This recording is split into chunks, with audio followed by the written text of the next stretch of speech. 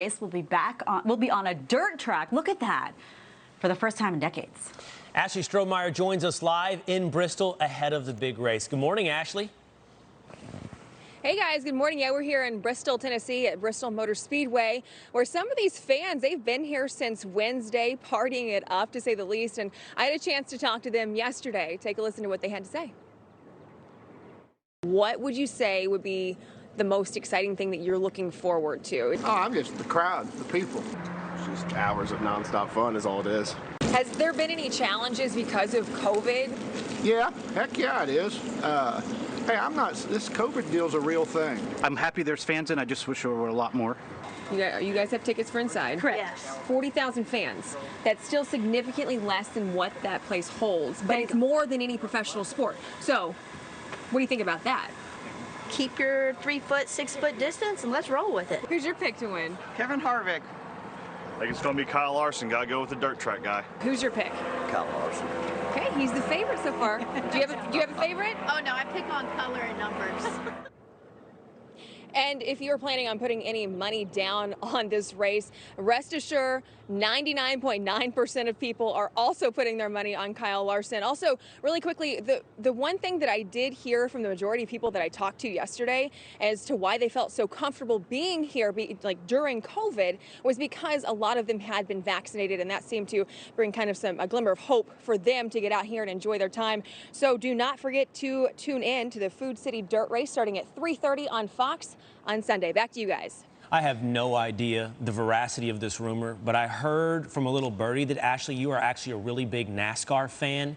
So Oh my gosh, I am. Yeah, that's so, okay, good. It's true. I can't profess that same kind of fandom, but I will tell you, I'm excited about dirt. I mean, that's going to be exciting. That's different. That's been since the 1970s. Those fans got to be excited.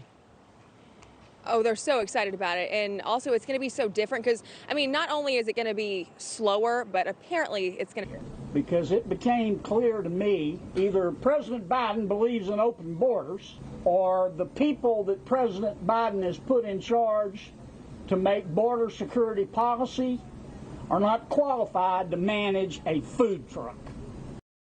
We begin with this Fox News alert. Republicans sound the alarm after getting a first-hand look at the border crisis. New shocking images coming in after a delegation of GOP senators touring facilities housing migrants. This video was taken within the last 24 hours from inside a packed tent for children. This is our only way of seeing the true situation as the White House bans the media from going inside the makeshift camp. Texas Senators Ted Cruz and John Cornyn leading the delegation. What brings us here now is this immediate humanitarian crisis. The smugglers, the drug runners, they understand our laws and they know how to exploit them to their benefit. I'm sorry that they won't allow you to see what we saw. I'm not sure there are words in English to describe it. There's a dead body in the water, just upstream here. There's nothing humane about that treatment. The stories we are hearing are beyond horrifying. Not only do we have to save this border, we've got to save this country. We're a nation of laws. We're a nation of immigrants. We need to be both. Mr. President, you need to apologize to those whose job it is to secure the country for making their job impossible, and most importantly, you need to change.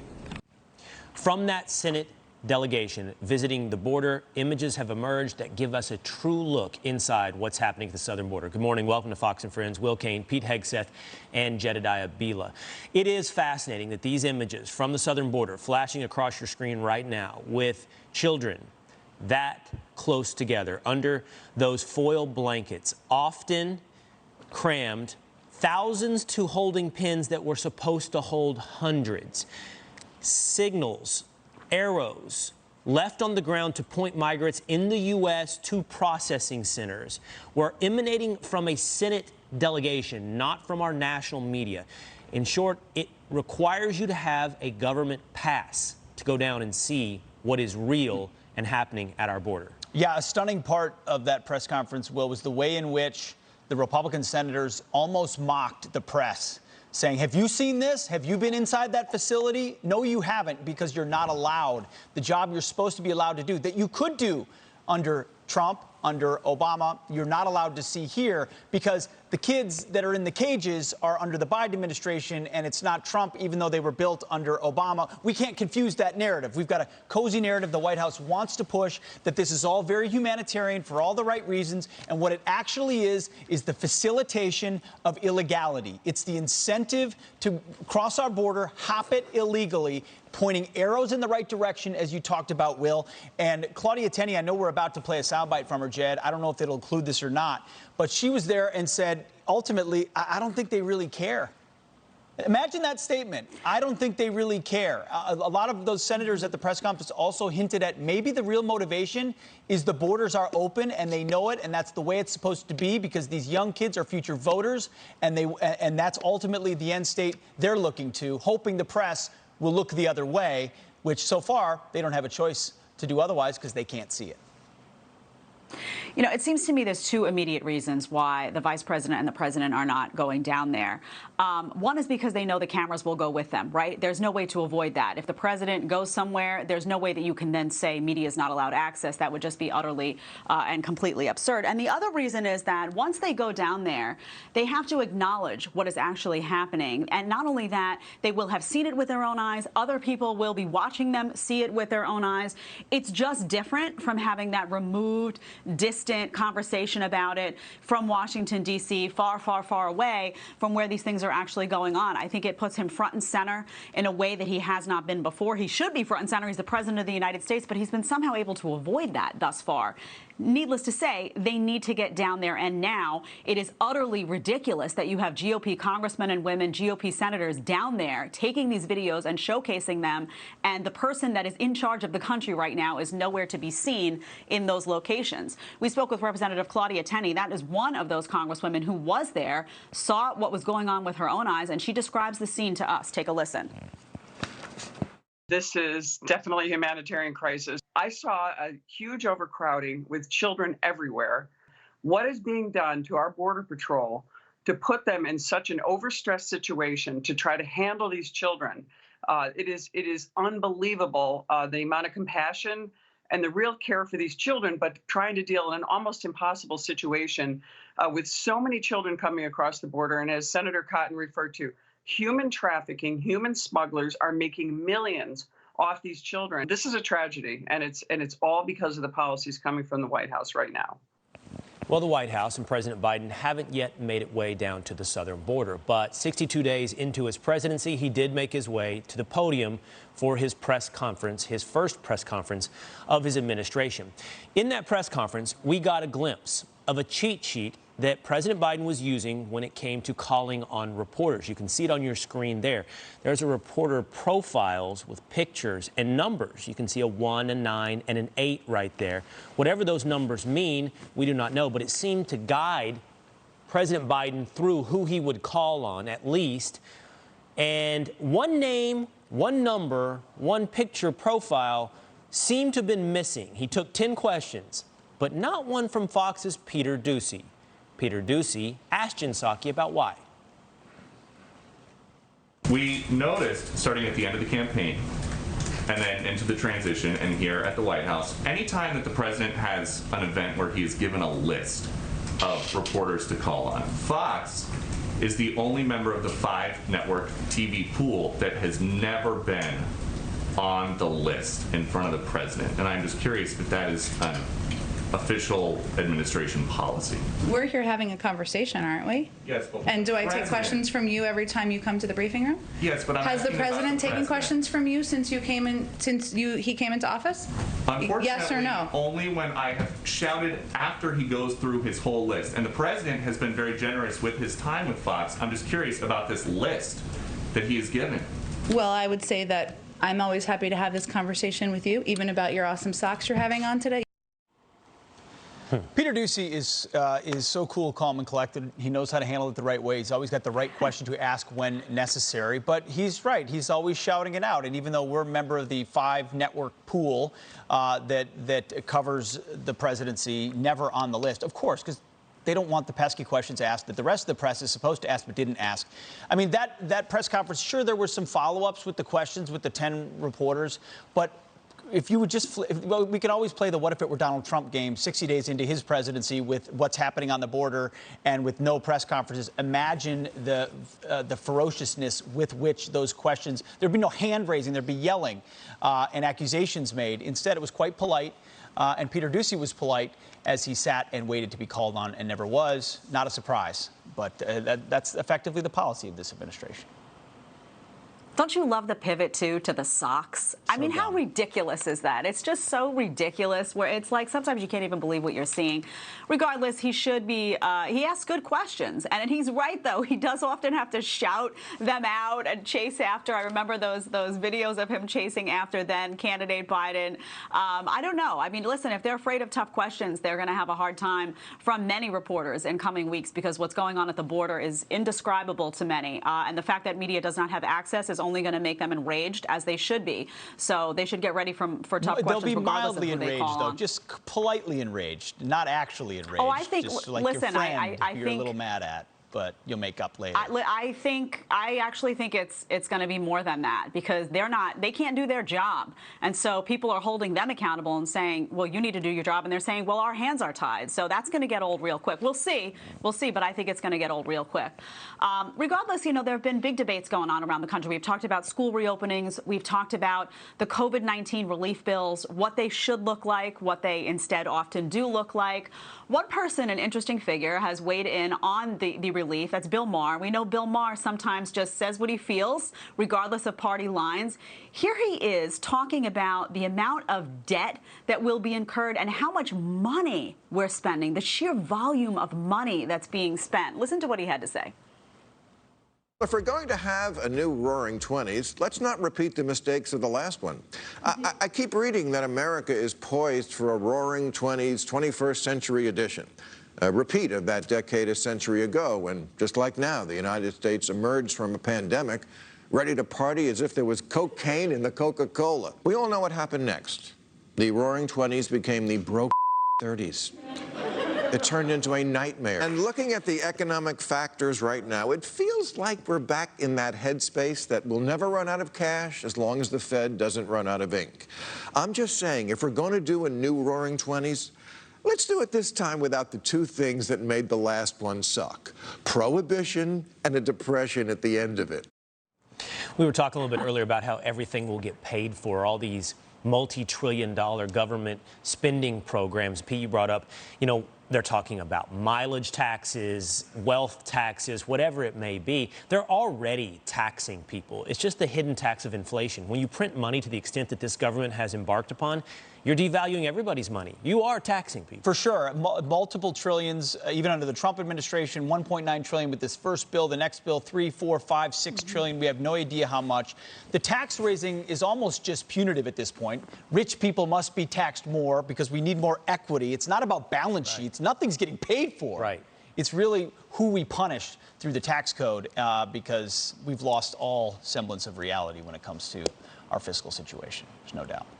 Yeah, also been really interesting to watch Bill Maher in this last year or so talking about so many issues. I think he's surprised a lot of people. He's always been somewhat of a free thinker, but lately, with respect to woke culture, with respect to issues of race, he's been very, very outspoken. I'm sure he's taken a lot of criticism on the left for that, but if nothing else, I think it speaks to the need for independent voices who are actually thinking, and free thinkers and free minds right now, of which he is one at the current time. We're going to turn to some headlines for you now, beginning with a Fox News alert. Overnight, at least 2 people are shot and killed in Virginia Beach. Police say 8 others were shot near an oceanfront resort. While investigating the scene, police say an officer shot and killed a suspect possibly linked to the resort shooting. The victim's injuries range from serious to life-threatening. Another officer was hurt after being hit by a car. His injuries are non-life-threatening. We will continue updates on this developing story. And now to extreme weather. At least 1 person is dead after a tornado rips through a Georgia county overnight. Winds reportedly reaching 170 miles per hour in the hardest hit areas. Cleanup is underway with widespread damage to buildings, homes, and power lines. Alabama also recovering from several tornadoes that left at least 5 dead. Meanwhile, in Vermont, 2 people are hurt after a tornado rips through the town of Middlebury. Severe damage is reported in the area. And this stray dog stops at nothing to get his paws on a stuffed animal. He tried swiping a stuffed unicorn multiple times from a Dollar General in North Carolina. Workers ended up calling animal services who couldn't bear to see him without the toy, so they took him in and bought him the toy as a gift. The two have been inseparable ever since. Those are your headlines, and let me tell you, these animals sometimes they get attached to certain toys. I try to take, a little teddy bear I bought for Hartley away from Daisy. It does not go well, guys.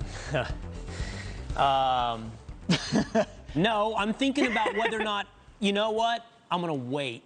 Should I break some family news? I'm gonna wait on the dog front. Do you have a puppy? No, Jedediah, we're taking this slow. The commitment has not been made in full. It's close to in full.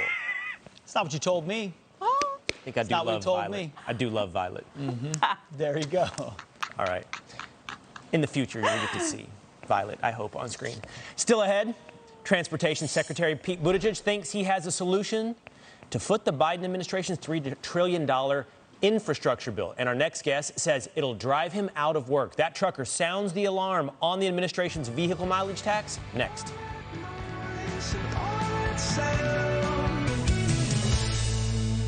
Transportation Secretary Pete Buttigieg thinks he's found a new way to fund Biden's multi-trillion-dollar infrastructure proposal.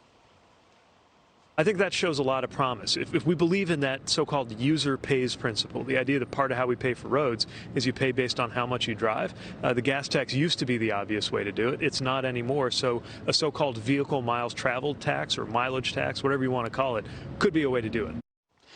Here to react is truck driver and owner of D&D Trucking, Dale Bowen. Dale, thanks so much for being here this morning. So the idea of a miles paid tax sounds great at a think tank somewhere. How would it impact your job? Well, we already pay a mile travel tax. It's IFTA. Every trucker pays it. I don't think it's going to help. If they put 100% of the tax they're supposed to use now for that reason to that issue, I don't think it'd be a problem. So this tax would be on top of what you already pay, plus, for every Joe Bag of Donuts that wants to take a road trip across America, they're now paying for that road trip. Does this pay for the infrastructure? And how is this fair for someone in your line of work? I don't think it's fair at all. I mean, we're the ones out here delivering goods and supplying America. And like I said, we pay enough tax already. Thousands of dollars a year per truck, and the big mega carriers paying more. So how's that fair to us? And how does it work where, so we've now gotten rid of the Keystone XL pipeline. We're getting rid of pipelines. Those are apparently not environmentally sound. A lot of what would travel on a pipeline would now travel on a truck, but now we're telling the truck industry potentially they need to pay an additional tax as well. What are they hoping to do to our economy? I don't know. It's going to hurt me bad. I mean, I'm already feeling it with the diesel prices going up like they are now. And if, like you said, if they add more trucks to the road hauling oil and stuff from what a pipeline could carry,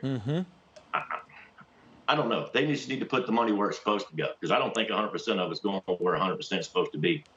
You've seen these trillion-dollar packages that are being passed. How much faith do you have that the money's going where it's supposed to your point, or the infrastructure bill will ultimately be about infrastructure? Zero. There you go. Well, that makes sense. I know it's not. I mean, you can look it up. There's so much, of the gas tax and stuff is supposed to go for infrastructure, roads and all that stuff. There's a lot of states out there. It goes to police departments. It goes to transit, public transit. It's not going where it's supposed to go. Not to the basics of the roads and the bridges that you travel on every single day. No. I've been doing this 30 years, and I've never made a trip in my career where I didn't go through a construction zone somewhere. So I know they're working on them. I mean, they take forever. They certainly do take forever. There's no doubt about that. And you would know. Dale, thank you so much for breaking it down, your common sense and your approach to what it would do to your livelihood. We appreciate it. We appreciate what you do. Thank you. Thank you. All right, still ahead, President Trump is reportedly so frustrated with Biden's handling of the border crisis, he could soon head to our southern border himself. Indoctrination versus education is the fight currently going on in America's schools. But how did we get here? Comedian Bill Maher blames wokeness. Used to be the school would be afraid of what the parent thought. Now the parent is afraid of going against what they're teaching in school. Even when they don't agree with it, there is this climate of fear that people are living in schools. Fear of not being woke enough, of not speaking woke enough. Here to react is anchor of Fox News at Night, Shannon Bream. Shannon, welcome to the show. We're so glad to have you with us this morning. I think that's an important point, too, that Bill Maher is making, particularly with respect to schools. So many parents are living in fear of speaking out about what is happening in their children's curriculum because they're afraid of consequence to their children and otherwise. What are your thoughts on what he just said? Yeah, we're even hearing about this in this area, in the D.C. area. Right outside of Northern Virginia, there's a group of parents who say they've actually been targeted by school officials and other parents who sort of started keeping this alleged, shadow Facebook group saying if these people object to what we're doing, they were pushing back against some ideas about critical race theory and that kind of thing, well, we're going to discredit these people and take them out. So there does seem to be a lot of friction with parents, with school officials. I hear from teachers, too, who say, let me show you what they're giving us to teach in school. I'm afraid I can't say anything because I teach here and I don't want to lose my job, but this is not the kind of stuff I think I should be teaching, third and fourth graders. So I think teachers are just as scared as some of the parents are in many of these situations too. They don't want to lose their jobs over it, but really they're the only ones who can sort of raise the red flags and tell us exactly what's going on there. It's such a great point, Shannon. And, what recourse do parents have? Many of the PTAs now have been entirely compromised to unions. They don't actually serve the interests of parents anymore. What option do you ultimately have? Appreciate you being all over that topic. But I got to talk to you about your new book, which is awesome, called Women of the Bible Speak. There's a new series now also available on Fox Nation where you bring the women of the Bible to life and talk about how those issues apply to wisdom today. Can you talk to us about that? Yeah, it's just such a close to my heart project. I love doing this and digging into these stories from people who might not pick up a Bible or be familiar with religion. I still think you'll be really inspired by these women's stories. I joke, but it's true. We've got a prostitute, we've got a murderer, we've got a queen. There's a little bit of everything in there. The book is out next week, but it's available now at foxnews.com/books. We also have this beautiful series that came together. Sarah Evans is one of the women who joined us for this. I'll give you a little bit of a sneak preview. It wasn't until I was 21 that I really understood what salvation is and really fell into a deep, loving relationship with Jesus. And I think the biggest lesson is that so many women do want to control their situations, and I think that we would all do well to relinquish some of that control and remember God is in control, so trust Him. That special is tomorrow night, Sunday night at 10 p.m., then exclusively on Fox Nation. We've got Kathy Lee Gifford, Christy Swanson, Alveda King, Sarah Evans. We've got all kinds of people who are joining us, Missy Robertson as well on this. And listen, I hope these stories will be encouraging to people because they were to me. I found that problems from centuries ago are still the same ones that women are confronting today with, illness and infertility, widowhood, frustration, feeling like maybe God doesn't hear or see you. But we can see He worked through every single one of these stories. He's still doing that today, so I hope it'll inspire folks. Awesome. Shannon, we'll be watching. It's Women of the Bible Speak tomorrow on Fox Nation. You can catch an episode from the series airing tomorrow night at 10 p.m. Eastern on the Fox News channel. In order to get Fox Nation, just sign up. Get exclusive access to other content as well, events, and, of course, your favorite personalities, which will stream to you on any device, like Shannon Bream, who we say goodbye to now. Thank you, Shannon. Thank you, Shannon. Goodbye. Have a great weekend, guys. All right. Coming up, GOP lawmakers visit the border and release shocking images of the conditions inside migrant facilities. Former White House senior advisor Stephen Miller worked closely on President Trump's immigration policy. He's here to... The madness needs to stop, and there's only one way to stop it. It's for Joe Biden to say, do not leave your home. Do not come to our country. If you do, you will not get in, and we will send you home. And until Joe Biden says that, the madness will continue. Hardworking taxpayers will be forced to spend billions on this crisis. Senator Tom Cotton, who was with a delegation of 19 Republican senators who visited the border just in the last couple of days to visit the crisis there. Let's bring in Stephen Miller. He's former White House senior advisor to President Trump. Good morning, Stephen. Thank you for being with us today. In the last couple of days, we've noticed that the Biden administration has begun to describe what's happening at the southern border as a normal seasonal surge, nothing greatly outpacing what happened under the Trump administration. That defies some firsthand accounts we're witnessing right there. And by the way, the numbers that we've seen. What's your reaction to this? Well, it's very stupid in politics to say something that will be disproven with data that's going to be released in a matter of days. And so at the end of the month, they're going to release the monthly border statistics, and what you're going to see is the largest number of unaccompanied minors apprehended since the data has been kept. Just to put this in perspective, during the unaccompanied minor surge that we all remember very well in 2014, right, that was the first year that people really came in large numbers as unaccompanied under the age of 18 illegally across our borders. For the whole year, the total was 68,000, just shy of 70,000, or about 190 people a day. Right now, they're apprehending in this age demographic between 600 and 800 people a day, more than 4 times what was happening in that terrible crisis that we remember in 2014. There's no precedent, not just in our country, I would argue there's no precedent in world history for a resettlement of young people illegally entering a country on this scale. And who's going to pay for it all? Who's going to provide the health care? Who's going to provide the education? Who's going to provide the housing? The answer is hardworking U.S. taxpayers who've just been through a global pandemic. Stephen, the Biden administration would say, well, this is in the name of humanity. This is in the name of a different approach than that harsh approach of the Trump administration. What do you say to their claims that, hey, this is okay, even though it's unprecedented? Maybe they don't admit that because we're being humane. Yeah, so let's take the example that was brought up at the press conference that Joe Biden did on Thursday. So a reporter for another news outlet asked Joe Biden about a story. The story was that an unaccompanied minor, 9 years old, came here. The parents were back in their home country. Under Biden's administration, that child separation is being perpetuated. They will be resettled in the United States. They will be kept away from their parents. They will stay here indefinitely. They may go years, even longer, without ever seeing their parents again. That's Joe Biden's policy. The Trump administration policy was to contact the home country, contact social services, contact our embassy and consulates, and arrange for a reunification in the home country, and then to work with that government to make sure that family was safe. That's the difference. Joe Biden is splitting up families all over the world for years at a time to bring them here to America at taxpayer expense. Donald Trump was humanely reuniting people at home. And the termination of that policy, the decision to keep all illegal aliens under 17 here in America indefinitely, is triggering a tidal surge that we have never seen before, again, as long as data has been kept. Stephen, I want to ask you, we have 2 problems here, which is that people are continuing to come, and then you have the people that are already here.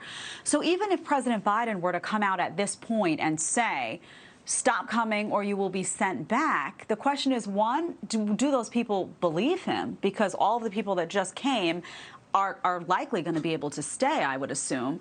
And secondly, is that enough? And does that address the problem we have now, which is overcrowding a facility? What happens to all of these people now? What do we do? Right. So a couple things. First of all, Joe Biden has the authority right now under what you may have heard is called Title 42. It's a CDC public health authority that Donald Trump put into place. And you could take all of the unaccompanied minors that are in facilities today and begin the process of lining up charter flights and sending them back to their home countries. Once you do that, the overcrowding will disappear within days, and they will stop coming, and the problem will be solved. It is a voluntary choice of this administration. Secondly, to your point, the rhetoric is meaningless when it is contradicted by reality. And so the people that are getting in, not just minors, but thousands upon thousands of adults traveling with children as well are being released. When they get in, they go onto social media, they report how they got in, where they are now, and that information travels back to where they come from. So unless you change the reality, then this mass illegal resettlement is going to continue not only at its current unprecedented pace, but to reach even greater highs that we can scarcely imagine. Stephen Miller, fascinating insight this morning. Thank you so much for getting up. Thank you for having me on. Thank you. Stephen. All right, turning now to a few additional headlines. A fallen hero is recognized for his bravery and selfless service. Retired St. Louis Police Captain David Dorn is chosen for the 2021 Citizen Honors Award by the Congressional Medal of Honor Society. Dorn died protecting a friend's business in St. Louis during riots last summer. His widow, Ann, joined us earlier. To find out that Dave was awarded this great honor just floored me, really. It's a bittersweet moment. Ann will accept the award at an official ceremony in September. The spring breakers party on in Miami Beach despite the city's 8 p.m. curfew. Miami Beach has declared a state of emergency. Curfew is now in effect. From 8 o'clock at night to 6 in the morning, you cannot be out here. Please return to your hotel rooms or wherever you're staying. Miami Beach declared a state of emergency over a surge of spring breakers descending on the city over the past several weeks.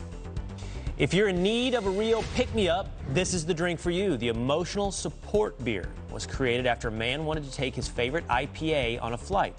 So he tried unsuccessfully to register it as emotional support, similar to emotional support animals.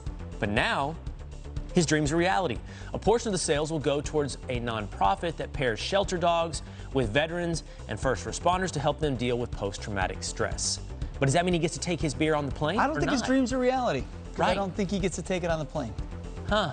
I think he gets a consolation. I think that's valid. I mean, listen, I am a supporter of emotional support animals, but I could get how a beer or an item of food could provide emotional support. I can get behind that, guys. Well, I imagine a lot of people would agree with you on that, Jedediah, and I thus think you're opening Pandora's box. There's a lot of things that then could be emotional support. In this day and age, a beer can identify as an emotional support. I mean, it's the original emotional support. I mean, like, it was emotional support before emotional support was cool. That's exactly right. That's true. Let's ask Rick, though. Rick, what do you think? Emotional support beer? Is that something that you can get behind? Well, fine, but you also know you can just buy the beer once you get on board, right? Not his favorite IPA. I'd like a beer, and not an IPA. Good point. Yeah. You can't get maybe the beer that you want. There you go. All right, guys. You wanted beer yesterday across the eastern seaboard. Felt like summer, that really incredible early spring day. It's gone. It's not going to be incredibly cold today, but temps are going to drop by about 15 degrees. With that warm air, we had one tornado yesterday in Vermont. That doesn't happen very often. A pretty mild tornado, an EF1, lasted about a mile on the ground, did cause a little bit of damage and a couple of injuries. Incredible. Today, we've got some more severe weather that we're going to be watching across parts of the mid-Mississippi Valley. We've got some storms this morning across parts of Tennessee. Then we're going to see the bigger piece of energy that starts to move in that direction a little bit later on today. And as it does, watch for the threat of severe weather kind of on and off all day, but the bigger event happening later today. And with this, you see there's a future radar, rain over and over again throughout the day. That means some localized flooding as well. All right, guys, back to you. Thank you, Rick. Thanks, Rick. All right, still ahead, big tech CEOs testify before lawmakers about misinformation on their platforms, so-called. But what role should they play in fixing the problem? Do they even want to fix it? We'll answer that question next. Was I unwise to leave them open for so long?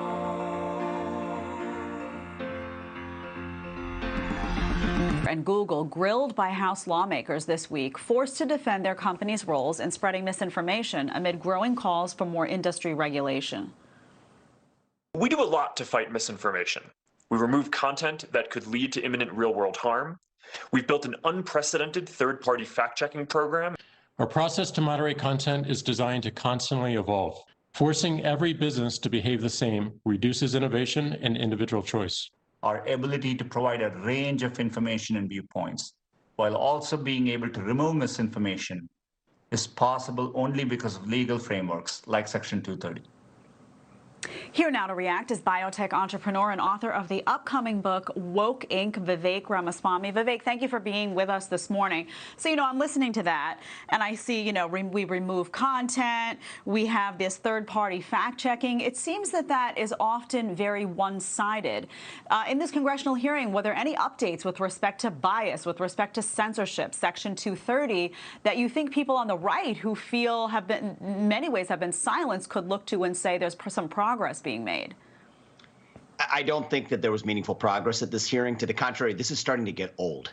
Every few months, there's now a ritual where congressional Democrats haul these CEOs in and tell them that they want them to censor content via the big tech platforms that congressional Democrats cannot censor directly. And if Congress can't do it directly, then they can't deputize big tech to do it legally either. So what big tech is now doing under the mantle of private enterprise is really just state action in disguise. And if it's state action in disguise, it still ought to be treated by state action. And that means these companies ought to be bound by the Constitution and by the First Amendment.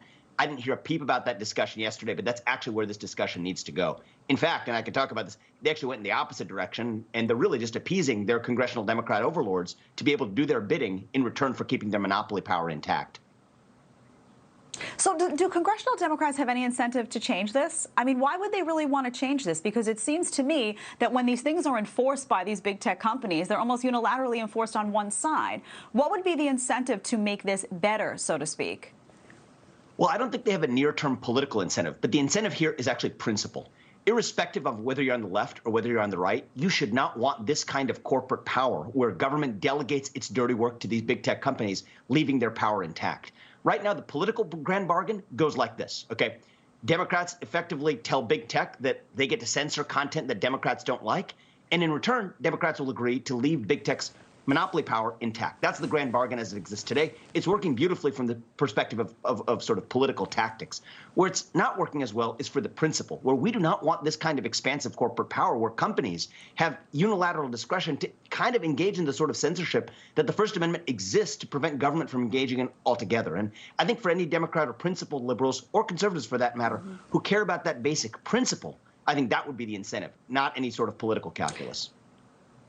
Yeah, I would hope so. I would hope that that would be the incentive. I'm not seeing it across the board in a way that I'd like to, but that's an optimistic look at what